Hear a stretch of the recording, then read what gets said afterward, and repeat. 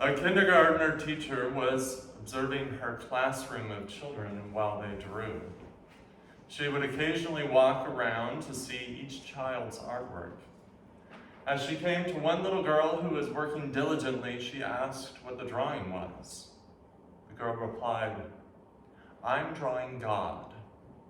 And the teacher paused and said, "But no one knows what God looks like." And without missing a beat or looking up from her drawing, the girl replied, "They will in a minute."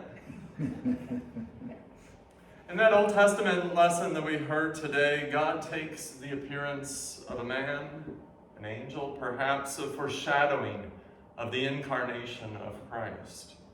In this story, Jacob wrestles with a man, and he's quite a good match. And even after that fellow puts Jacob's hip out of socket, Jacob will not let go until he gets a blessing.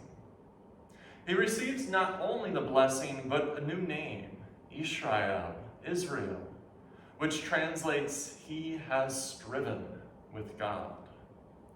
Jacob exclaims in the story, "For I have seen God face to face, and yet my life is preserved." I've always loved this story. I like that idea of wrestling with God. I think stories like this bring out the relational quality of our walk with God. There's so much talk about praying to God and thanking God and drawing near to the presence of God, which are all really important and good things. But what about yelling at God? What about wrestling with God? What about arguing with God? These kind of very, very personal and real ways, these almost intimate ways of relating to God, emerge throughout the Old Testament, especially in the Psalms. And God can take it. In fact, I think there are times in our lives when we probably need to wrestle with God. So juxtaposed beside this account, the gospel story is quite compelling. There's this judge. He admits that he has no fear of God and no respect for anyone. And this widow keeps continually coming to him, seeking justice. So the Hebrew word for widow literally means the silent one. Because when she lost her husband, she also, in that culture, lost her spokesperson. Women did not speak up on their own behalf. And because they were not included in Hebrew laws on inheritance, the widow was quite marginalized. In parables that Jesus tells, the widow becomes the symbol of all those who are exploited and who are oppressed. In Jesus' parable, the widow keeps coming to the judge, requesting that he grant her justice against her opponent. And he continually refuses. But eventually, we heard, he relented. He says, "Though I have no fear of God and no respect for anyone, yet because this widow keeps bothering me, I will grant her justice so that she may not wear me out by continually coming." But first of all, that's a horrible translation. I feel like I'm always saying that, but it's true. Translators, there's this old Italian phrase, traduttore traditor, which literally means translator, traitor. And my Italian, I'm sure, was horrible. My advice is be careful with Bible translations, because so much is wrapped up in the original meaning of the original words and the original context in which they were originally written. This guy, this judge in Jesus' story, is not giving in because of her persistence, though it sounds like that in our reading. This would be, if it was just her persistence, it would have been a great parallel to Jacob wrestling. He persisted, he got his blessing.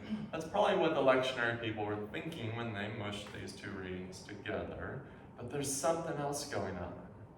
In that phrase, "I will grant her justice so she may not wear me out by continually coming."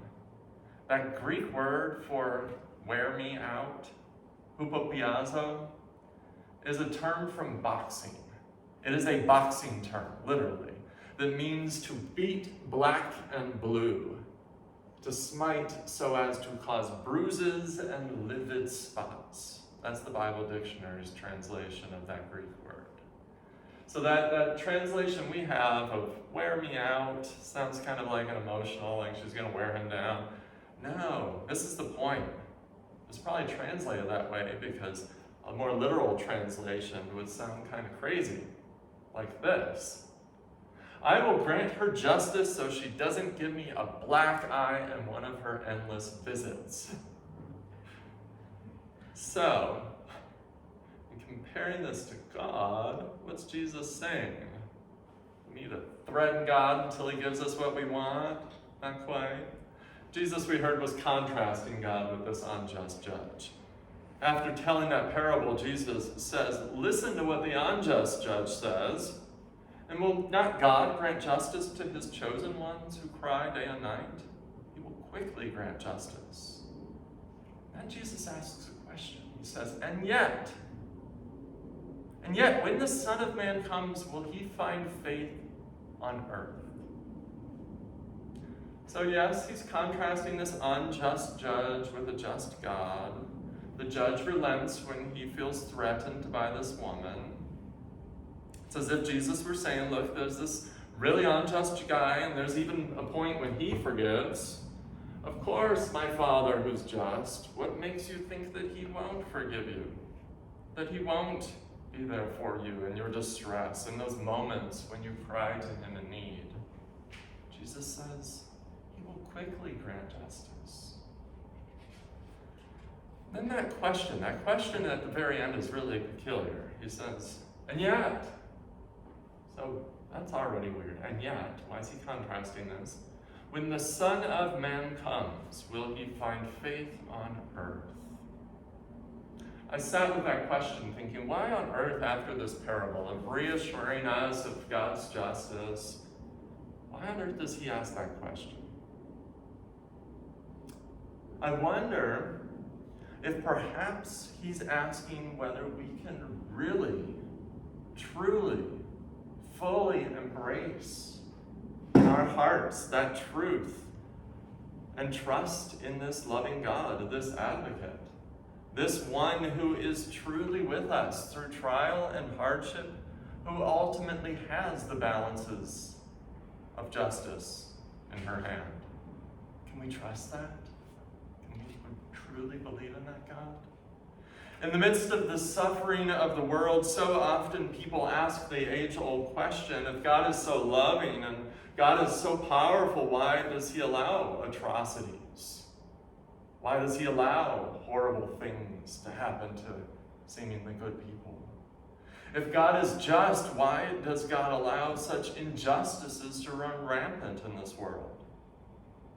So often the world not just feels unjust, but we see injustice in the world growing.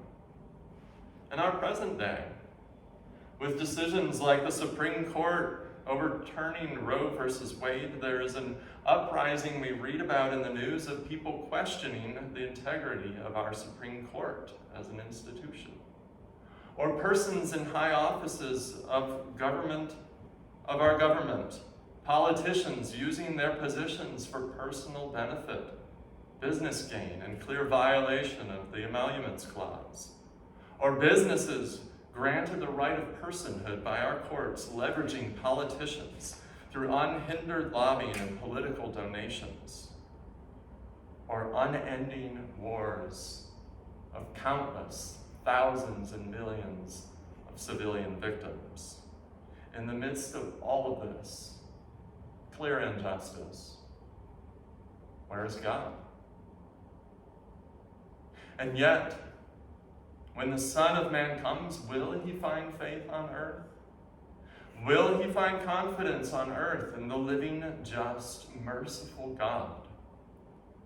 Or will we have turned to doubt and despair because of the injustice that we see with our own eyes? Many people do. There's a term for this dilemma posed over that question, why would a good and just God permit so much evil and injustice? The term for that very question is it's theodicy. It's the question of theodicy.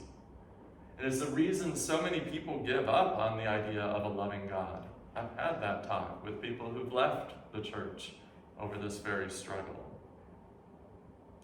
The only possible way of understanding the answer is to recognize that God is not a dictator.